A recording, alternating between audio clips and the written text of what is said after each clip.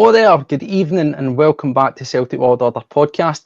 As always, I'm Steve O'Martin. It's an absolute pleasure to have you join us here back in the channel for another wee video because there's more stuff to talk about and some of it is a wee bit more, unfortunately, fan discontent. But I've got two cracking guys here to break it all down and go through with me. Of course, up top is our guest, our friend, and can we say a somewhat pay-as-you-play signing for Celtic World Order? It's the bold Terry Robb all the way over there in his man cave, getting this in hand, loving it. Brilliant hands on you too. Look at how chocolate I am post-hospital. Terrible. And of course, down below is the bold Paul D. Guys, beautiful to have you on. Terry, start with yourself. It's been a wee while. Glad to be back. Yes. How are you? Pleased to be on again, Steve. Good to see you back out at the hospital and what have you, and back on doing what you do. Good to be introduced to Paul just before we come on there. So nice to meet you as well, mate. That's me finished the work now until next Monday. So I'm heading up to the Open at Portrush. Going up tomorrow morning, and that'll be me until Sunday up there, and then I'm back at work for a week, and then I'm away to Lanzarote. Oh. So busy couple of weeks coming up. And before you know it, you're straight back into that midweek weekend run of Celtic playing all the time, which is what we all live for. The summer, the period where there's nothing absolutely kills me. The period where now isn't much better, to be honest, because I really struggle with the friendlies, and I don't know how many times I refresh use now every day, but it must be about into 200 or 300, just looking for some kind of hope of somebody decent coming in. So looking forward to really getting back to, as I say, that run of games, just that marathon that the manager took. Yep, share the sentiment there. It's hard, isn't it? The close season, the games are generally a bit garbage. Hopefully tomorrow night will be a bit more competitive. We'll maybe see something a bit more true to life. Then, of course, Newcastle in just over 2 weeks is in a transfer window, but it goes without saying, as the league opener starts to creep closer, the nerves start to come in a wee bit, because as we discussed on the show the other day there, things aren't quite ready. But how are you and where are you at with things at this moment in time, mate? Hi guys, good to meet you, Terry. Thanks for getting us back on, Steve. Great to be back on the best podcast around for Celtic news and Celtic gossip. So it's you've got to say that pre-season purgatory, isn't it? What's going on at the moment with the signing links and everything else. We're just in that kind of limbo where we're looking at all the exploring transfers and in talks and deals that might not happen, but no, I'm ready to go. Looking forward to the new season, and I think the next couple of weeks things will go click up a couple of gears, hopefully. Love it. Thank you very much, Paul. Let's get cracking on. But before we do, just a wee bit of housekeeping at the start. As always, you know the score by now. If you're on the channel, you're watching us, a good feeling in the live. If not, if you're new to the channel, subscribe. It costs you absolutely nothing to do so. If you're one of our continued subscribers, thank you very much. We really greatly appreciate it. But that begs the question, if you are watching, why haven't you subscribed? Because take a look at that. It is unbelievable. There's still 44% of you people out there that are watching this stuff that haven't hit that subscribe button. It takes 2 seconds. It costs you nothing. It helps the channel out. And if you want to do that further, of course, we donation to the channel, member section, the equipment, so on and so forth. And we appreciate that. Of course, get us on our social media elsewhere. X at CW Pod 1888, Blue Sky, Spotify, TikTok. You know the score by now. That's it, boys. Let's get down to business. Terry, we've been waiting for that announcement, haven't we? We've been waiting for something exciting. We had the wee Kieran Tierney moment. We had Osman coming in Amura, Douan. I don't know if you get excited about it. And of course, Benjamin Negrin. Two probably, you can say, bona fide quality players in Negrin and Tierney. Low cost, top quality, opportunistic by Celtic. We've been waiting on a big announcement. And it happened this afternoon, didn't it? Because we got a double announcement. No, we didn't. What we got was more money spinning, because we got a release of a long overdue, and you can see the theme, a black themed away top training range, which was nice to see. So, by marking at this moment in time, Terry, Celtic are 3 kits. 3 goalkeeper kits, a US clothing range if you like that sort of stuff, 3 training ranges, and of course the Rainbow pre-match shirt. More players, more kits, more Adidas, more a pair of trainers than there is players in the door. So, listen, let's just start with it. We're stating the obvious. The discontent, are you getting fed up as a fan? He's switching on the Celtic'S channel or your email for the club and it's some sort of exciting announcement, but it's either want to sell you something rather than tell you something early on? I try to remain balanced on it, Steve, and probably just depends on mood on any given day, because there's days where I'm in the camp of impatient, wanting signings brought in, feeling work should have been done long before now. And going into this season, whatever way it's transpired, we're 3 players down. We're Nicholas Kuhn down, we're Jota down, and we're Kyogo down. That is a full front line, because we never replaced Kyogo, despite the manager demanding a replacement. He didn't get it. That's the one that probably irks me the most, is the centre forward position, because he went in January. The manager said he wanted someone in. That didn't happen. It looks as if we've just kicked that can down the road until the summer, and now we're just still where we were in January, where we don't really have an idea of who we want, or we're nowhere close to getting someone who's an adequate replacement. And just because the transfer window closed at the end of January, that doesn't mean you have to stop work. In that one area, I felt we should have been identifying people. If we didn't get anything done in January, which we didn't, we still identified targets on the 1st of February. We still went out, sounded those guys out, picked the one that we wanted, found out how much it was going to take to get the job done, and had that bona fide number 1 striker ready to go for the start of pre-season. That's the one that annoys me the most. The other stuff, we knew Tierney was coming in, Taylor was likely to go out. That was kind of a swap, and we're up on that one. There was always a chance that Kuhn was going to go. I don't think Negrin is a ready-made replacement. I do also think we've targeted him because it's a bargain. A wee bit like the Haksabanovic signing. I hope he turns out to be better than him. We identified an opportunity, and we took it to get a player in that was valued higher for a lower fee. But the grand spend so far, I think it's 2 million. You're right. Yes, you are right. It's just about 2 and about 25 in. I said to you in my message over the weekend, if last summer they'd probably had to pay 50 million to get him, and realistically, we've brought in a player that'll be 50 million. But the long and short of it still is, we didn't have to pay anything to get him in. We've got him in because he loves Celtic. So that one was always happening. Negrin's a bit of an opportunist one, and see, after that, it kind of feels it's just throwing darts, isn't it? It's throwing darts with your eyes closed a little bit, and sometimes when you do that, you'll hit a big score, but it doesn't mean you're good at darts. It just means you got lucky with one or two, and there doesn't seem to be any great plan. Where are we going with this? We've let Kuhn go. You would hope then you go out and replace him with an out-and-out winger quite quickly. You wouldn't be wanting to let him go until you've got someone else in place. You knew Nicholas Kuhn was gone. The minute that game against Bayern Munich finished, you just had to look at him once to know that he was going during the summer. So again, where's the forward planning? Where's the identifying players and having them ready to come in before you sell a player on?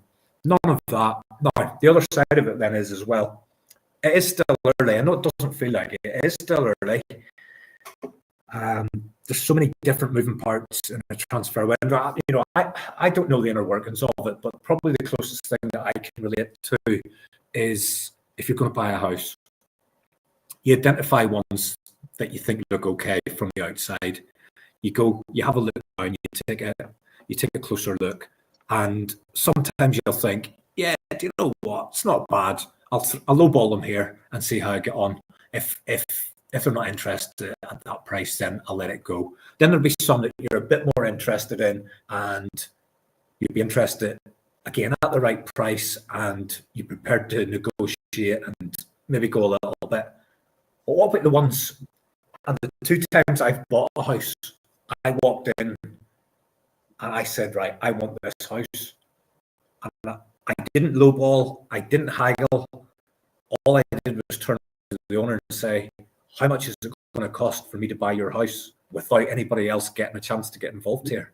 And to me, they're the ones that Celtic aren't interested in. We're interested in ones that maybe nobody else is showing a great deal of interest in. We're interested in ones that we can get at a knockdown price. But what about the ones that the club identify, be it the manager, be it the scouting team, the recruitment team, be it whoever? What about the ones that you identify and go, he's the one I want, and I don't care what we have. If we have to go over what we'd normally pay to get him, let's get it done. Let's not risk somebody else coming in and taking him. Let's get it done now. Let's strike when the iron's hot. How much do you need for that player to come play for Celtic? And I don't think we do those ones. And that's why we spent all that money on deadline day at the end of last summer, because we dicked about and lowballed and haggled and arsed about. And we ended up paying a hell of a lot more for those 3 players than we should have done. And you can very much argue we paid a lot more than the value we got from those 3 players. But that, again, we were backed into a window. We had to go on the last day and kind of give them whatever they wanted, because the fans just, they wouldn't have stood for us not getting those signings in, because you knew pretty much they were all happening. But we ended up having to pay more than we ever should have done, because we were looking for bargains. Yeah. And I don't know if we're going to still be scarred by that window. You know, is there's bound to be voices within the boardroom that are saying, well, look at the money we spent last summer and we didn't really get any more. And you'll have different voices, you'll have different people debating from their own viewpoint, and you'll have the manager who no doubt wants the highest caliber players coming in. You'll have the money guys that are thinking about value and all that kind of stuff. But to kind of bring it round, give Paul an opportunity to speak. The kits and stuff coming out, it doesn't bother me too much, because you don't have to buy them all. I know people say, yeah, but if the kids want them, just tell your kids they're not getting them. Tell them to pick one out. Tell them to pick one out of the 4. You're harsh. You're harsh, mate. No, but that's like, I didn't get everything I asked for whenever I was a kid, and I turned out all right. And some of the stuff, some of the stuff I look at and I think, holy God, that's just not a Celtic kit. Let's see that one loving it, and I think it ended up being like the best-selling home kit. It's one of the best-selling kits. I ended up really liking it. But see the one they brought out there, the 3rd kit they brought out a couple of weeks ago. Now, no, I'm disappointed with this, but my eldest son doesn't support Celtic. He supports an EPL team. Oh, come on. He turned around to me. No, he turned around to me. He goes, Dad, see that new Celtic kit? I says, aye. He says, I love it. Get me that. And he's never shown any interest in anything to do with Celtic. He's seen that kit and he goes, I want that. So you'll probably find that ends up getting people buying it just for a fashion accessory, because I'm 50. I'm out of the loop kind of thing. So then whenever he said he liked it, I ended up getting one as well. So sold 2. So it worked out all right. I'm not too sure. I think when you get into bed with Adidas and you sign a long-term contract and they're giving you the dough, pretty much after that, Steve, again, I have no idea how the commercials work, but I think when they give you the money, whatever they do in terms of bringing out gear is pretty much up to them. I would have thought. Well, the thing is, Paul, is Terry's obviously covered a lot of ground there. I think the underlying point is obviously, and he makes a very valid point. No one is holding a gun to your head, right? Nobody is turning around and saying you must buy this. I think it's more about perception, isn't it? It's maybe about perception of how things look on the surface. As I say, every time I've turned on anything Celtic-wise, social media, with the wee drips and drabs and fit pictures of the boys over to sell you, or telling you, your season tickets due to come, or by the way, go and buy tickets for the friendly against Newcastle. Yeah. Yes, players are first and foremost what we're crying out for and what we want to see the money spent on, but it comes back to this disconnect, doesn't it, between fans and the board reading the room, so to speak. Where's the added value? Remember that term during the dreaded COVID season, added value. Where is the added value? You can't even get the friendly at Celtic Park, the first friendly at Celtic Park on your season book. Yeah. It's £25. Yeah, it is a disappointment that people are going to be charged, what is it, £25 minimum for a seat, probably just on the one level for that game. That's outrageous that wasn't included in the season book, and I think the club must have, if they do pay any attention to the social feeds and the kind of reading of the room, they must have seen the kind of outpouring of frustration about that, and that's rightly so. The money that people are paying now for season books and not getting any added value at all, not even getting a free. Remember years ago you used to get a free voucher in your season book in the Celtic shop for £10 or something, which back then, was a bit more value than what it is now, and people were brilliant. People accepted that, but no, I think we're now part of this massive, modern day football now comes at a cost in terms of, if you're part of a big deal with Adidas or any other suppliers, then they're all doing it. They're all pumping 4 and 5 strips out a year, training gear and everything else. And I think that's just the way it's going to continue. But yeah, there does seem to still be that disconnect between the fans and the people behind the club, and they don't seem to be able to still read the room. Mm-hmm. Yes, we've had success, as we've discussed before, but there just always seems to be this wee niggling frustration in terms of, they spent money last year. Yes, we spent money on, players that have came in and have yet to really set the heather alight. But I was expecting a bigger statement to be made in this window by this stage. We obviously still have time left, but I do feel a sense of frustration that there hasn't been bigger investment in terms of bigger names. Yes, the players that we're looking at are, kind of a project sense to them, but I'm hoping that can change. Bringing back players like Edouard, that's going to split opinion. He was a great player for us, but then obviously there was a lull. I'm sure we'll come on to discuss that, but I'm hoping that in the next couple of weeks there shall be a bit of an uplift in terms of the strategy that the club have for going into this season, because it is going to be, whether we like it or not. And I saw your guys' videos. I missed the video the other night, and I saw the chat with Joe and Paddy saying that whether we like it or not, there will be a bit more of a challenge coming, and we should be relishing that. We should be getting into that as a club, who have got, the world at our feet in terms of what we've done for the past 20 odd years, and really getting the teeth in and going full throttle at this season. So I'm hoping that in the next couple of weeks things do pick up. Yeah, excellent. Listen, just for those you that are in the comments there, I believe there's maybe some audio issues going on there. Apologies if that's been the case. I've been running through the settings, as you could probably see me working away, and certainly all connections appear to be perfectly fine. Obviously, I'm in this temporary setup, so it isn't perfect. So hopefully it's coming through a wee bit better there for you with some of the tweaks and isolations that I've done. But let us know if that's the case. Trying our best here. But listen, I fully agree with what you're saying there, Paul, and that's the thing. We're looking at it for various avenues, as Terry's saying.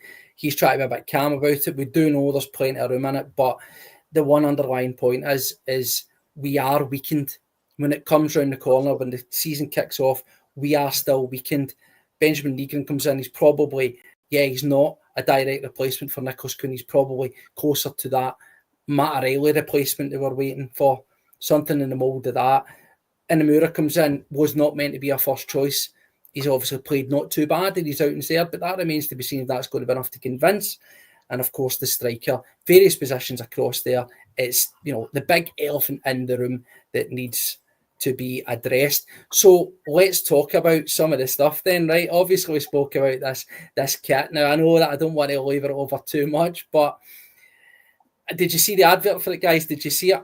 I mean, what I will say is they probably spent more money in that video than they did on signings, right? You know, a bit of Primal Scream, bit of Bobby Gillespie. They've wheeled in the legend as Henrik Larsson, so on and so on. Brilliant video, brilliant presentation. But you know, what people are wanting is people are wanting something tangible. They're wanting to see players. It would have been nice to have an announcement with some of these new players in it. But in case you haven't saw it, let's get up here. Let's have a look around it.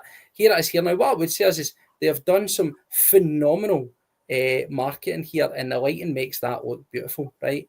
I know a lot of folk don't like that Teamgeist, as it's called, the high collar finish there, very reminiscent, as you remember, those sort of Liverpool kits and the likes. But that kit and what they are selling you is not the same thing. It's completely different. It's lime green. It's not that nice sort of dark green that you see in there. Splitting opinions. But then, as we says, on top of that, they've also says, here you go, get yourself involved. Here's a training kit. This is now the third one that's come around. Now, as we said, you don't need to buy that. You're not getting a gun held to your head, but ultimately folk will. And it's a lot of money at the front end. It's a lot of front loading. The finances are there. We just want people to bring in players. So who's it going to be? Well, we've seen the names so far. And of course, the most recent one is French Eddie. Terry, where are you with returning players? Now, French Eddie's going to split a lot of people because there's this wholly down tools mindset. He's not done anything. He's not kicked a ball since he left. And I can understand all that, right? But got to be honest with ourselves. He was a fantastic servant for the club.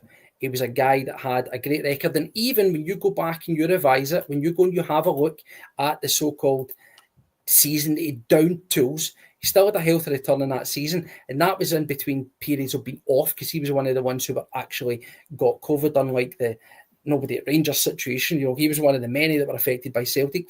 We still chipped him about 20 or maybe just over 20 goals. Yeah, it's not quite worked out him down south.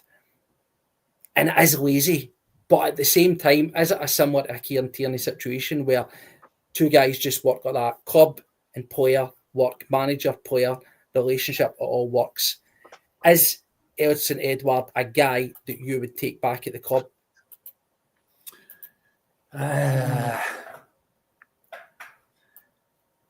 Drum roll. Oh, he's thinking about it. Like, he's not one that I fell in love with when he was there. I didn't overly warm to him. So when I seen the links, I don't expect it to happen. However, if we're not going to get anybody better than him, then I would take him back. That's where I'm at with it. That's why I'm kind of undecided. I wouldn't be pushing the boat out for Odsonne Edouard. I think it's different from Tierney because Tierney is a Celtic man and wanted to make the deal happen. Odsonne Edouard isn't a Celtic fan. I can't imagine he'll want to take any kind of financial hit just to come back. I can't say that he's got a Celtic itch that he really wants to scratch. And let's face it, he'll be on 100 grand a week and he'll want to get something close to that. And that's not going to happen. He's not going to make that happen. We're not going to make that happen. And my own thoughts are on it. I would like us to go and get somebody better than Odsonne Edouard. Mm-hmm. I mean, what about yourself, Paul? I can understand this now. In case you didn't catch us, it's easier to say lazy journalism is an easy link. Who used to play for Celtic? Who used to play under Brendan Rodgers? And those links will always come about. Could it be agents? You know, quite possibly. Could it just be journalists who just, as I say, want to write an easy piece?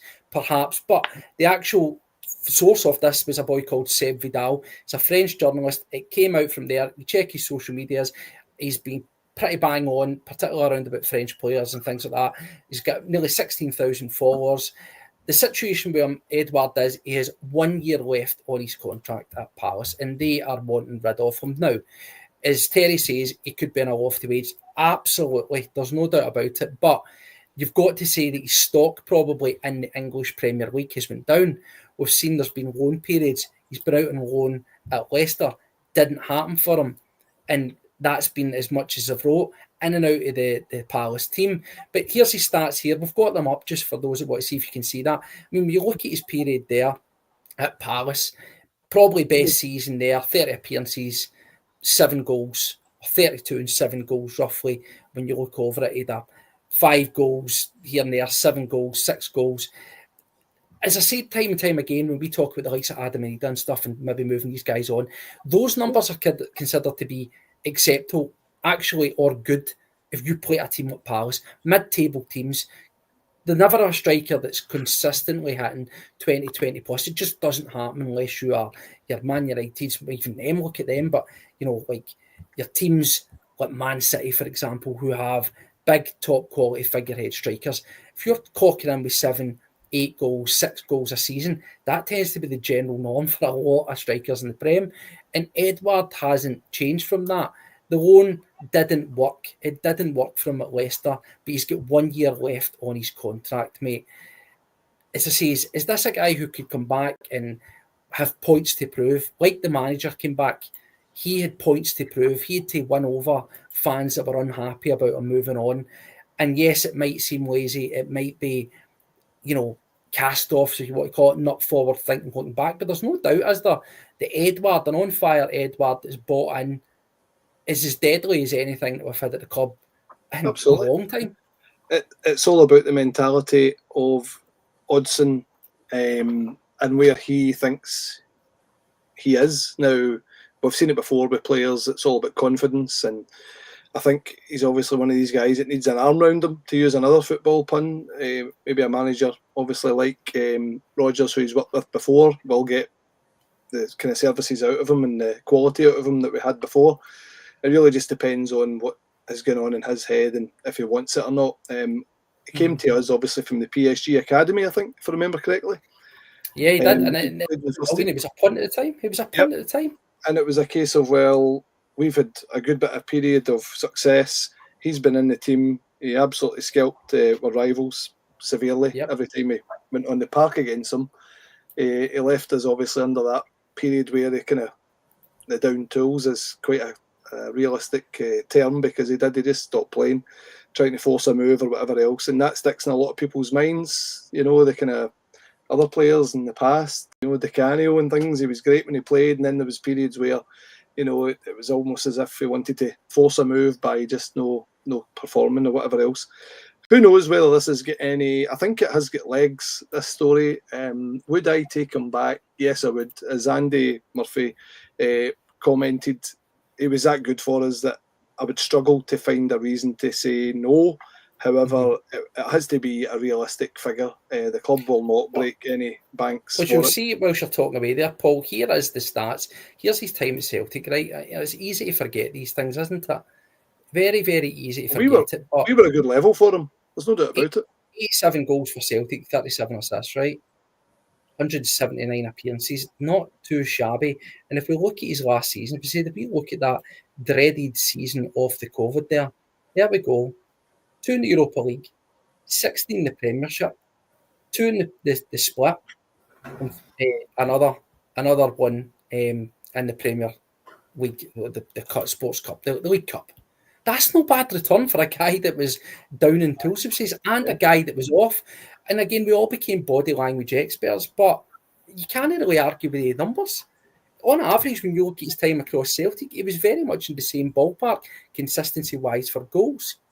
He played in a very good team in terms of people that were laying on goals for him. We need to look at that as well. We need to look at the structure of the team that he played in at the time. We need to look at the fact that Rodgers would probably still play to his strengths. And the other striking options that we've got, quite frankly, out with Maeda, don't exactly fill me with confidence. So if it's not going to be a stupid money affair, which if it is, the club won't touch it anyway, but if it is something that can be done and it's within the kind of structure of the finances, then I think it would be a no-brainer, as Andy. If we bring it back to sensible talk then, Terry, Edouard, I genuinely believe, if you'd asked me this question last season, as we did, I thought, yeah, there's an outside chance, but I don't see it.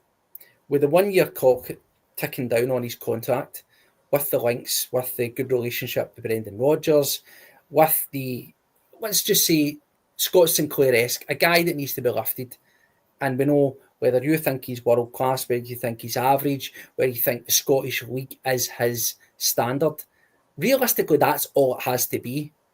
And if he gets the service, I'm pretty sure that he would also do it in Europe.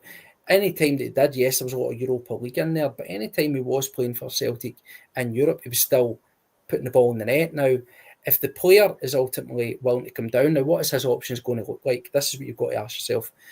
I'd say his bridges are burnt in the Premier League. I don't think he's marketable, despite me saying that his tally of returns is probably similar to what other people have. So I think if you go out on loan and you just don't do it and you fall flat in your face, your chips are, your tea's out, it's done. Is he likely to get a move abroad?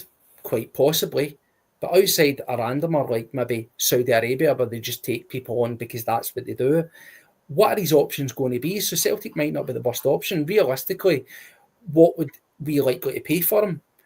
Would it be a Jota-esque deal, do you think, in the pocket of maybe £7 million, let's just say? And is that, to you, a more sound investment or risk-free investment than, I know everybody wanted him, but going and spending 9-10 on Christegarden?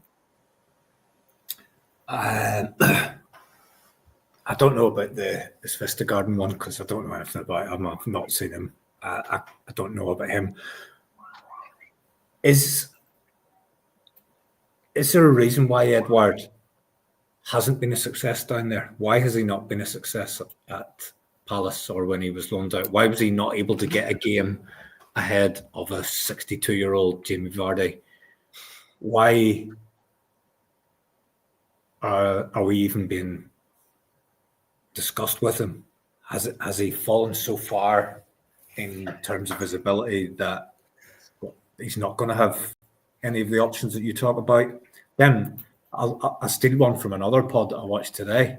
His goal record is very similar to Adam Ida's. Mm-hmm. And not as good as Lee Griffiths'. So where does he fit though in terms of see the things? To me, he doesn't fit. He doesn't. I don't see where he fits. I genuinely, and this isn't hindsight or anything. I just didn't think he was. I didn't think he was as good as people thought he was. And I still don't think he is. I mean, what I will say is I still thought that when you had the whole Dembele Edouard thing, I would say Dembele was the far better player. But I don't think, and yeah, I've seen some of the comments. Rangers were terrible. Rangers have been terrible for a long time, right? And I think that goes without saying. Is he maybe as good as he cracked up to be? I think that's probably a fair assessment. I'd probably say if you look at it, and again, this might get some people's backs up. I would probably say that Kyogo was a far better player that Celtic let go, despite his deficiencies in some of the activity and stuff. People said that Edouard was a bit of a lazy player. Kyogo could go entire games with touching the ball 3 and 4 times. But one thing that they did share in common was 9 on 10 times when they got the ball, they had a deft touch and they knew where the back of the net is. And ultimately, I think that's realistically what we need. Would bringing in Edouard keep us just one step ahead domestically? Well, of course it would. The big question is, Paul, do you have confidence that Edouard coming back, down on his luck or not, would up his game in Europe? Yes, we've seen it in Europa League, but in those Champions League nights? It's really, again, it's very much flip of a coin. We've seen, obviously, that he is a very emotional type figure. It's really, it's dependent on so many variables, and it is, as we know at the moment, very much pie in the sky as to whether it's going to happen anyway. But if he came back, he would have to take a realisation that, he's tried the Premiership, he's went down to the big lights, he's been on, as Plunge said there, 80k, which I heard was his wage, so he's definitely not going to be anywhere near that. He'll need to take about 50 off that for a start. And he's going to be the kind of last chance saloon at 27. If he did come, it's probably his last move, if you like, of his career. And it would really be dependent on his mindset as to, right, I'm going to get the finger out here and, really perform here because I want to do my kind of club justice. I want to do my career justice and I want to show what I've got to offer. But it really is It's dependent on so many variables that we just don't know. But is it worth a gamble? That's a big question. Well, that's it. It remains to be seen. We'll keep our tabs on this one as we always do, but let's talk about another one that's came out. This one has been misread. Now, I'm talking about the left-back, young Portuguese unders left-back Flavio Nazinho at Cercle Bruges. Now, Belgian reports came out, and it was misinterpreted. Now, we all saw this, where it was, he's on his way, and then, of course, the red tops over here jumped all over that, and you got to see such amazing reports such as Brendan Rodgers has got his transfer wish, yada, yada, yada. Now, what I would say is this a name over the past 2 weeks? It has started to come up a few times, so there's no smoke without fire. We've mentioned this. The options at left back are non-existent at this moment in time. Kieran Tierney gives us absolute quality in terms of he's a cut above. He's an elite level player, and as Terry says, we've got him back at an optimum time. Very much one that we are excited to see at his full potential again, fully fit and firing. But who's the fallback? Because one thing's for sure, Tierney will not play an entire full season, and there's certainly pitches out there that you don't want to risk him on. So this brings us back to this guy. Terry, if you had any thoughts on the young boy Flavio Nazinho, now the price tag is Celtic's perfect ball pitch because it's in around about £3 million. That's just music to our ears. And we also know the Cercle Bruges are a team like some similar to as we've seen with Royal Antwerp. They're a team that need to start selling. They're a team that are not necessarily on their backside financially, but they need to start bringing in some money. They're in a wee bit of a financial sticky wick, and he's one guy that they believe that they could offload. I'll bring up his stats and I'll let you have a wee chat around him. I'll share off the screen. This is obviously his transfer market profile. And again, looking at it, all the tools, all the sort of stats that we want. Young, 21, great age, playing in a decent quality league. Of course, left back, it's a position that we've been crying out for. And of course, more importantly, like Bernardo, he has that Portuguese undercaps under his belt. He's very much in and around the international picture. Whether he will then convert that to breaking through to the first team remains to be seen. But Terry, Flavio Nazinho, it sounds like an exciting name. Is it an exciting proposition for you? The fees that I've seen sort of rumoured are anything between 2, 3 and 6 million. I'd be very surprised if we were going to go to the high end of that on I agree with that. on a second left back. To be honest, his pedigree looks okay. Decent Portugal under 21 side. Played reasonably well in the under 21 Euros by all reports. I think some people got a wee bit confused and thought that he played for the Bruges team that we played in the Champions League. He doesn't. He plays for the other Bruges team who are at the other end of the league. But in terms of, I mean, I don't know anything about him. There isn't an awful lot to go on, even on YouTube. I did the old search last night, and there's not an awful lot. There's a few empty stadium videos lasting about a minute and a half of them. So there's not an awful lot of intel for us to make any kind of judgment on. What I would say, I'd be surprised if we went out and spent big on another left back. And again, my question would then be, why are we spending big on another left back? Where's the centre forward kind of thing? Where's the priorities here? What are where are we going with this? However, he played, I think he made about 30 appearances for Cercle Bruges last year, and if he's coming in as study to Tierney, he's likely to play similar amount of games, you would imagine. Yeah, the stats are up here on the screen for everybody to see. I'm just sort of trying to scroll so we can get an oversight. Yeah. Starting out at Sporting Lisbon, 104, appearances at all levels, 6 goals, 10, assists. Take that as you find it, as we say. But the important thing is there's some Champions League appearances in there with Sporting Lisbon. There's some Europa League in there as well. There's some Conference League. So very much, as you say, Terry, the sort of pedigree of what we're looking for. This is what we're crying out for, and I totally agree. Do I think that Celtic are going to go and spend 6 million on a guy that's essentially in a backup? Probably not. They shouldn't be flinching at doing that because it's not necessarily a backup, whereas I say, Tierney's going to be playing all the time. I feel it's more like a rotating two. So the level needs to be there. I don't think there can be that significant drop-off. But do you share any Terry sentiments around about Nazinho, Paul, in terms of the quality? Would that give us sufficient backup or rotation where there is no drop-off in quality? I agree with what Terry's saying. His pedigree looks okay. I wouldn't say it's blowing MD away, but any name that ends in Zinho on the back of a jersey will sell jerseys as well. So there's a cynical Adidas approach to it. But no, there has to be cover in for Kieran Tierney. As much as I am enthralled to have him back in the building, he will need parts of the season. I think I might be wrong, but I think he won't play every game, as you say. I think there'll be pitches that he shouldn't get anywhere near. And just the level of games is probably what contributed to, the injury problems that he's kind of had and sadly had to deal with in his career. This boy, know very little about him. I haven't looked at the YouTube video. My YouTube history is just packed with different players that we've looked at, and we do the research as you do.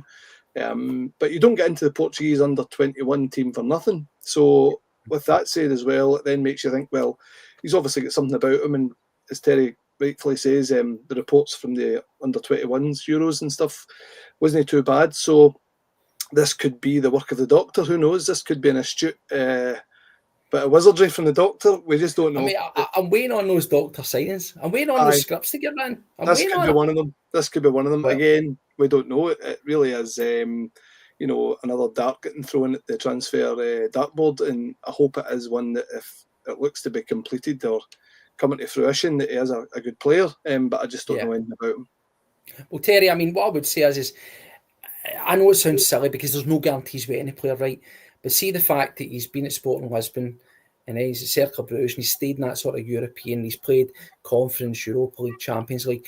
I quite like the sound of that. Like, I mean, look at when we went and took out the idea of bringing in Bernabeu. Everybody excited, didn't it, with us fiery Argentinian that bombed up the wing. But I always feel that when we cast the net a wee bit too far and we dip into these South American sort of markets and the likes, things like that, it's just, tell me a player that we've had that sort of came from that region, either bought from there or are actually from there by birth, that have been particularly that great. I'm thinking guys like Efan Juarez and the likes that we brought over, and then they just sort of bombed.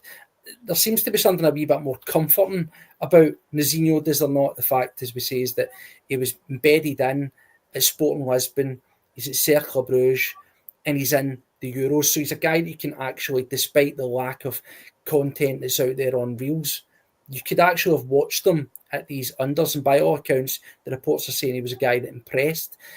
We've done that with Bernardo, and where is Bernardo at the moment? Hopefully he comes back, but it could be a similar situation here, could it not, with him? And I say, I'll bring it up, he's played in the hoops before, mate, and he looks good in them. He's a bit of that. Yeah. We even signed a World Cup winner from Brazil, and that didn't work out either. I know we did, exactly. I was so excited about that signing. I remember being a lot younger and rocking up for, I think it was there for his first game under Martin O'Neill against Rangers, and you just couldn't believe we just signed somebody that. We know. I didn't say he wasn't. I said when we dip into foreign markets, plunge. No, you were talking about players from South America as a comparison. The other comment that was up before that, Steve, I think that's something that we will see at some point this season. Yes. Is Kieran Tierney playing left side centre back. I think immediately he comes in there and he's possibly the best option, even though we'll see on that. So sorry to jump in on you, but just for thought, you said that you weren't sure that Celtic would maybe go beyond the 3 million for the likes of Nazinho there. But see, if we said when we brought in Tierney, it gave us a bona fide option to go to like a legit back 3 if we wanted to do that. But as you say, as you've brought it up, I'll bring up the comment here that just says AJSC Tech. If Nazinho comes in, we can easily tuck in Tierney, because let's be honest with ourselves, he's done it before with Scotland. He's utilitarian. But at the moment, the left-sided centre-back options, nobody's really liking or trusting them long term. Rodgers has never played with a three, or very, very rarely. So I can't see him changing to a three at this stage of his career when he's never believed in it enough to do it before now. But that said, I still think Tierney could play left-sided centre back in a two, because despite the fact he's not probably done it very much, if you had to pick a team tomorrow and your choice of left centre back was him or Trusty, there'd be quite a few people that would take a punt on Tierney just so that it's not Trusty. Do you know what I mean? So it'll be an interesting one to see how that one plays out, Steve. These rumours, they get a bit tiresome, don't they? They just come, they get strong for a couple of days, and then tomorrow you wake up and he's gone somewhere else, or he's signed a new deal or something. So if he was one to come in, yeah, I think it would be quite a forward-thinking signing. One that's coming in to get played plenty of games, but also one that we could definitely develop, and one that the pedigree would suggest he would be someone that we could use to rotate Tierney. Then how do you feel if you're the young Japanese guy that's come in and there's that, yes. I suppose who cares how he feels? If he's not good enough, he's not good enough. But I thought he's looked decent. I know it's pre-season, but I look for the basic fundamentals in a footballer, and he's got touch, he's got technique, and that's a lot more than a lot of players that I've seen. Is it unfair to compare him to Kobayashi? That's the obvious link. You just make that link straight away, don't you? It's because it's completely stupid, because they're two totally different players. You're just making the link because of where they've come from, similar type of fee, and that kind of, it's an obvious link to make. But this lad, he's nice on the ball, he's head up, he's trying to make forward passes, he's nice and neat with a short passing, he's got an eye for a longer pass. Again, these are all things that you can pick up just in a really small sample size, and he does look quite aggressive in the air. So whilst the manager, I was surprised that he was dismissed completely out of hand straight away, which meant the manager had absolutely no awareness of him or hadn't laid eyes on him and was dismissing him, as he was making it clear, this guy's nothing to do with me. Yeah. But does that then make it harder for the lad to get an opportunity, because the manager's already come out and said he's nothing to do with me? But then he, to be fair, he did say he surprised me. But yes, that's what's pre-season about.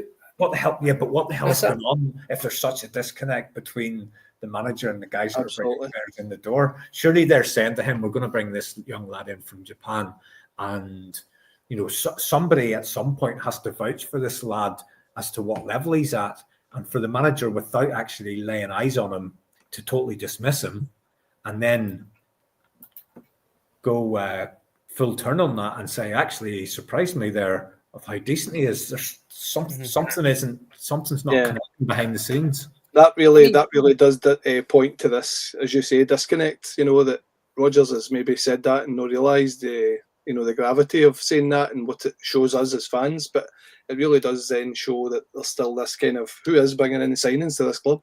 He doesn't make those mistakes, Paul. He's very, very, very, very clever and meticulous with what he releases to the fans.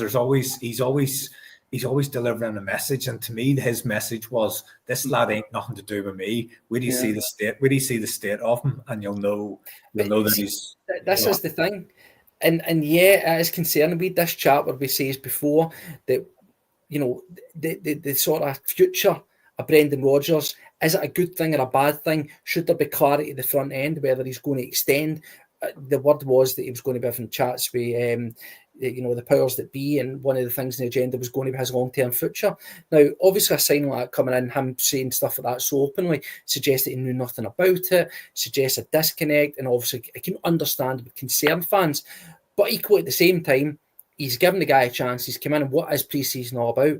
Can you turn your manager's head? Can you change his opinion? Now, Paul, I agree with everything that Terry says. I was the first to jump on and say, guys coming from absolute cannon fodder, fresh out of uni football, small sample size, 150 grand or whatever, absolutely pointless. Kobayashi Mark 2. easy to say that. Now, I know it's not been competitive. If he plays tomorrow against Sporting Lisbon, where the level's higher, and does it, we might start having a conversation. Yeah. If he's playing against Newcastle, we might start having a conversation. But cast your mind back. This is what's happened time and time again. Players unfancied have convinced managers, they've turned managers, they've bought in, they've became something. Tony Ralston, the prime example. Now, I know they said this on Axon, but it was a great point, very true. He came in, Ange Postecoglou, there's an extension for you, Tony. Highly impressed with everything he'd done. And he became instrumental in that first season for the manager. There's no reason why a guy who might have been brought in through data analysis that the manager basically didn't really know, he was maybe getting bought as, you don't need to know about him because he'll be dipped into B team or he'll be put out on loan. He's one that you don't need to worry about, but he's been brought in anyway because you take away those players in pre-season, and he's went, wait a minute, actually. It can happen, Paul. It can be, again, as I was saying about Edouard, it really is how much effort these guys put in, and they're getting watched constantly in training and in games. And noticeably, one aspect of his play that Terry touched on earlier on was that in his first game, there was a moment where it was just a bit of a kind of free-for-all at the back, and he kind of took charge of it. And instead of just putting the ball out of play when there was a couple of players kind of pinning us back, he managed to find a pass, and it wasn't an easy pass to find. So there's definitely something about him, albeit that's pre-season. Yes, you have to look at the level he's playing against and everything else. But looking at the levels that we need to go up, is he prepared and is he able to do that and take himself up to that level? Time will tell.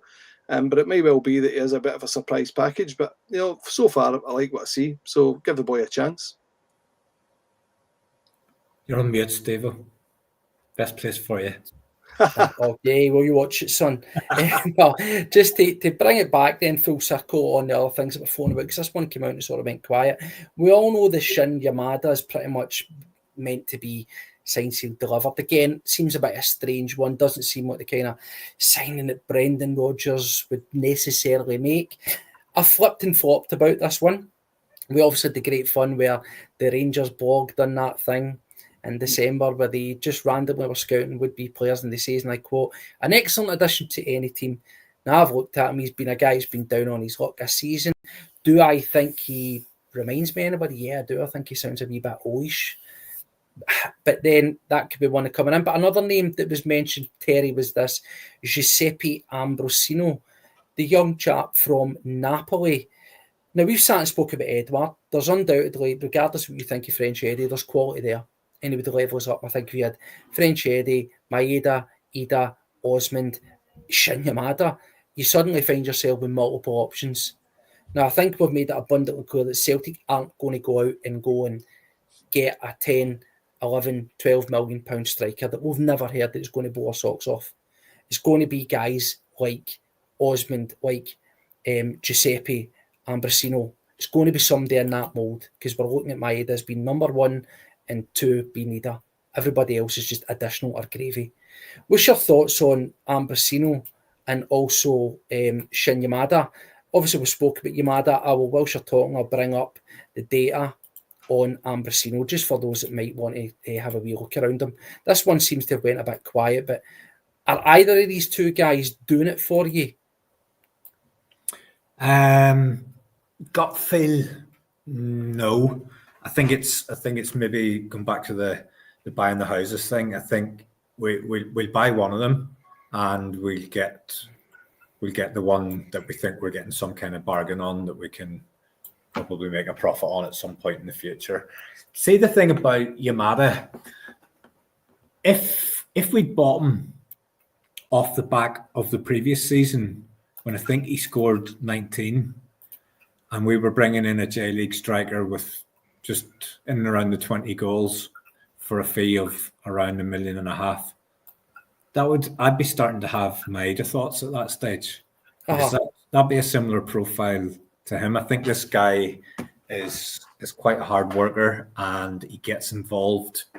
You mentioned earlier about Kyogo going lots and lots of games with minimal touches. Now, Kyogo still worked his socks off. You know, he pressed left back, right back, goalkeeper. He was constantly pressing, whereas that's not a part of Odsonne Edouard's game for comparison there. That you know, it's just not part of his makeup. But I think this guy's profile is that he gets involved in the play a lot more. And if you remember, whenever Rodgers came in at the start, do you remember Kyogo started popping up in really strange places, because all you'd ever really been used to seeing him was in the final third and with so few touches. But he was coming deep, he was getting into his own half and getting involved in the play. And this lad seems to fit that kind of profile.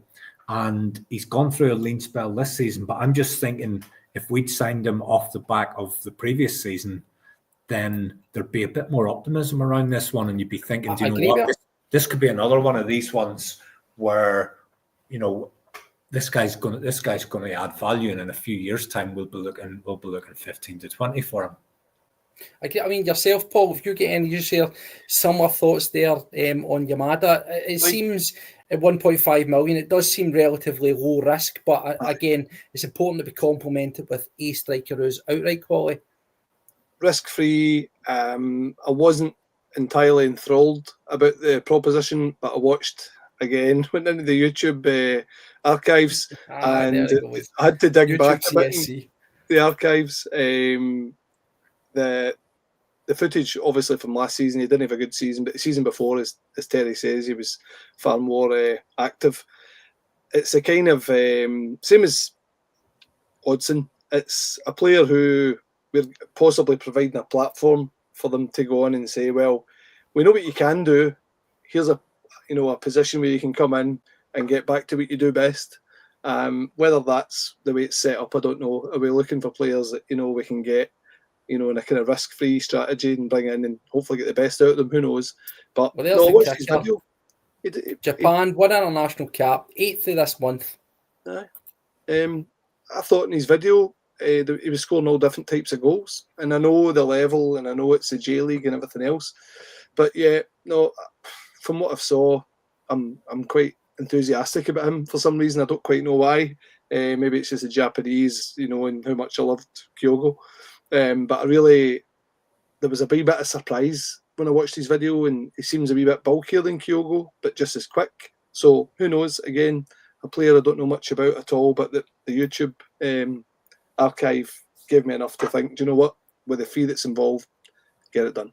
Do you think, Paul, our experience of the Japanese players, there's been a distinct difference between the attacking Japanese players and the more defensive Japanese players? Yeah. So I'm thinking Ideguchi, Iwata, Kobayashi against Kyogo, Maeda, Hitachi. Yeah. Are we going on our experience of the players in certain areas of the park? It's been, I know what you mean, mate. It has been kind of hit and miss. And could this be a legacy signing? Well, could this be legacy scouting? Some players that have came in have hit the ground running. Some players have found it hard to adapt, which is, something that we always think may be the case. Players coming from Asia, from anywhere, the leagues that they play in are not at the same tempo.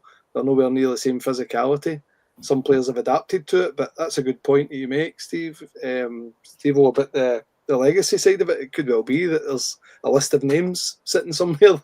Ange's left, and we're now just thinking, do you know what? Have a look at them. Yeah, well, what I want to do is, we're always spent on the hour just to wrap up and bring it home. A wee bit of looking ahead to tomorrow. Obviously, we've had those, they were what they were, weren't they? Those initial games. Queen's Park game, Estrella, highly exciting stuff. Obviously, when we played Estrella, we got a slightly more first team filled side, Terry. Hard to tell in these early. They don't really tell you too much, but I was maybe a wee bit harsh in my assessment where I says when you looked at the game against Estrella, first half we had about 7 players that you could argue were either starters or on our bench first teamers. We upped that to about 8-9 come the second half, and the performance was very much guys that were off the beach. But then again, you're playing against a team who have been around for 5 years, dodged relegation the past 2 seasons. You would still expect elite athletes at Celtic to be a bit better, a bit sharper, and the deficiencies you could still see the same. Problems were still sitting there. Sporting Lisbon's a completely different proposition tomorrow night at 6:30, I believe. What are you expecting to see for that? Are we going to drop this messing about with Duhan and the likes? Are we going to get something closer to our first team starting 11 on that pitch? I was disappointed at the weekend because we should be used to playing against new clubs at this stage, teams in their infancy. But you would expect so, because friendly or no friendly, the last thing you want to do is take a spanking from a Sporting Lisbon or a Newcastle or anybody. The international players will have started filtering back through. Schmeichel's been back training. I'd expect him to play some part either tomorrow night or against Newcastle. What conditions he going to be back in? How's he? Has he properly recovered from the injury and not just enough to play in the cup final? Duhan, I don't ever expect to see him playing again unless there's an absolute emergency. He's just an administration exercise, really. Replacement DJ. I don't know if Johnson's back. I think he's maybe got a bit more time, maybe the same as Palma, or I don't even know if Palma's ever expected back. But well, bear in mind as well, he took another heavy knock on internationals. I believe Johnson. He took a bit of a whack. He's had 2 sort of severe whacks around the head, and sort of for the close season and the pre-season. So I think they might be sort of probably wouldn't do him any time or any harm, just to have a wee bit more time, to be honest. But you want to be getting close to your starting lineup over these games, and the games are handpicked in such a way that you're increasing the level of intensity, you're increasing the level of the opponent, and you're then increasing the amount of your starting players that you're feeding into the first team. So yes, to answer your question, I'd fully expect to see the young lads start to get phased out, and the administration signings kind of get phased out, and your more first team players that you would expect to see whenever the real stuff kicks off against St Mirren. You expect to see more of those guys. If not tomorrow night, by Saturday, you would expect to see a close to a full strength team. Yeah, what would be yourself to bring it home, Paul? Have you had any reservations? I know it's early stages. Yeah, nobody's definitely hitting the panic button, but as we say, kind of justified just looking at the options that we've got. We've got to think of the league opener. The opening phase of games, they're not exactly easy games. We've got Aberdeen in there, St Mirren are always well organised. First game of the season, all that, they'll be up for it. And then, of course, you'll get Rangers at the tail end of the season. So there might not be an instant urgency, but at the same time, you can understand why people want players in the door. They should be in the door. They should be bedded in. They should be getting a full pre-season. Because what did we say about Engels? What did we say about Ida? These guys come in late in the window. We always say, if they had a full pre-season, you will see the best out of them. Yeah. This season is so pivotal. Are you expecting us to go full team tomorrow against Sporting? And again, to bring it in, when is too late for Celtic to start adding in at least 1 or 2 more quality players? Aye, I think tomorrow night there should be. We've had these games where we've managed to bleed in some of the kind of younger players and some of the new arrivals, like the boy come up from Fulham, Osmond and stuff. So give them a wee bit more time as time goes on. But for tomorrow night, I'm expecting to see Ida still playing. I'm still expecting the midfield to be, including Nygren. I'm looking for, obviously, Hatate, who's looked quite sharp as well. Looks as if he's trim. Good to see him back. And I don't know whether it's just a new strip, but he looks very, very trim compared to last season for some reason. And the back, I know what you're saying there about the injuries and stuff that we still have in terms of Schmeichel, but hopefully he should be ready to play. And going ahead, we've got this and then this Newcastle game as well, so that's another stern test. And as one of the comments says there, you're wanting us to maybe get a good test here. I don't want to see us getting thrashed, but I want to see us getting a good test where if there is any deficiencies lingering, then we know about them before we go into the start of the season and the ever popular, Champions League qualifiers, which will be in top of us before we know it. So we need to make sure we're prepared for that. And we've still got time. We've still got time in the window. So I'm hoping that the club have got their finger out and get their eyes on some other tried and tested players with a bit of pedigree. Terry, I don't often put you on the spot, mate, but I'm going to do it. Do you want to bear and make a wee prediction? When is the next signing going to be made by Celtic? Quality or otherwise? In fact, I'm not going to give you Shin Yamada because that's supposed to be happening. When is the next player? When is your, Flavio Nazinho? When is your Odson Edouard? Whoever it may well be, that player that fans can just look to and say, "Yep, that's what we need."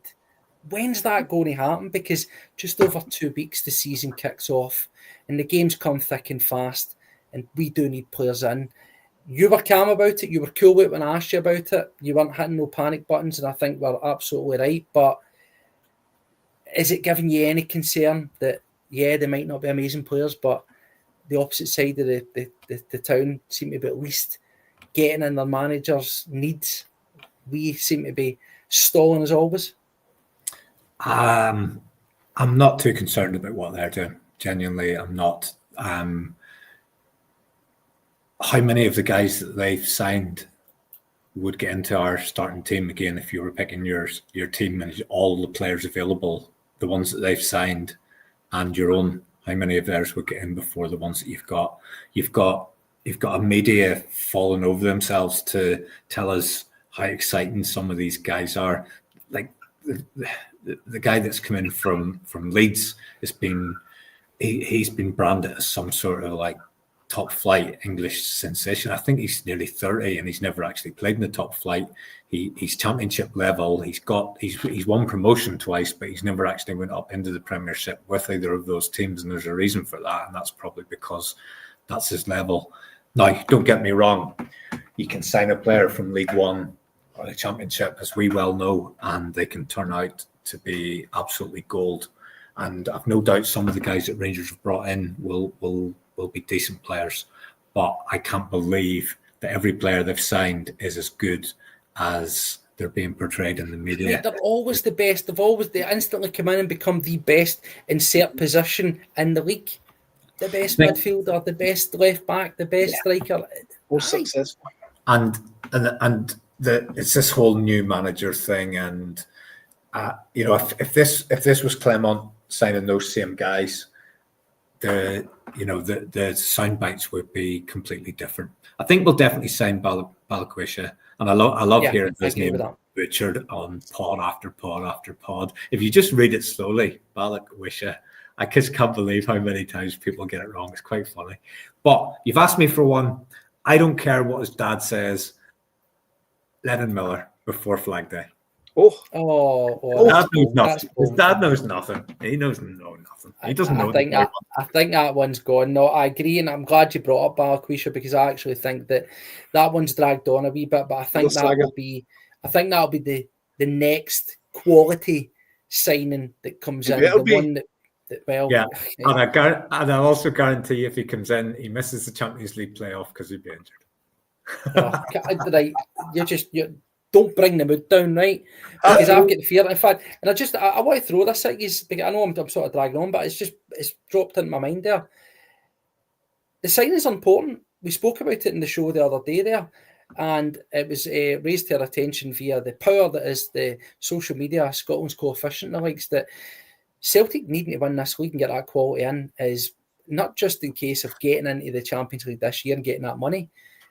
Rangers have amassed, where you like it or not, an individual coefficient, which means if they were to, by some means, win the league this season, God forbid, that if the team that won the Champions League was from one of the sort of top 5, which is more than likely, whereby the winners would also have got given a place via their finishing in the table, that Rangers could go directly into Champions League, whereas Celtic would qualify. And in fact, it gets worse for Scottish football because second place are going to start having to qualify for the likes of the Europa League and the Conference League, going to 3 qualifiers. Terry, that just can't happen. Yeah, and we're partly to blame for that because of our record over the years, Steve-O, and part of me thinks as well we're seeing the same thing where we are actually the powers that be will think we don't want to gamble on the Champions League, but what they're actually doing with the inactivity is they're gambling on it, because when once we've been on there, I've been having a quick look just to refresh the teams that we could potentially come up against, and you're going to be coming up against a team of the level of a Sturm Graz or a Basel, and that's no way a gimme, certainly not very, very early in the season.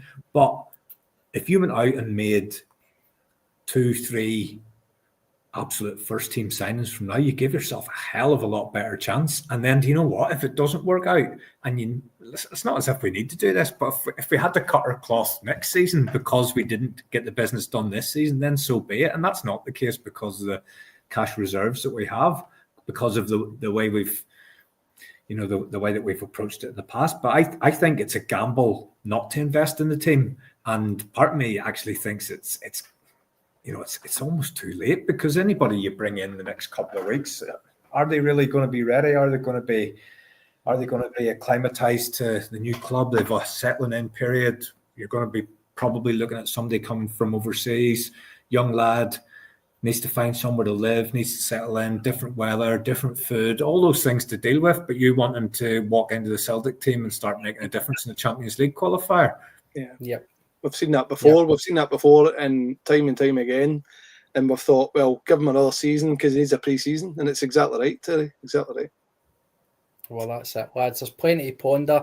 Hopefully we'll start to get some answers. Hopefully we'll get positive results coming our way in the build-up. Let's not hold our breath, but hopefully tomorrow looks something a wee bit more competitive. We get to see something, wee bits of ideas of what he's got at the moment, what the manager's likely to play, and we'll take it from there. There is plenty of time. We are not hitting the panic button by any means, but the discontent, the concern has grown, and rightfully so. And as he says there, Terry says, it's all about the Champions League. This isn't about the opening day of the season. That's part of the equation, but you need these guys bedded in. You can't be bringing them in at the 11th hour and saying, make it happen. Nothing's a guarantee that Champions League draw.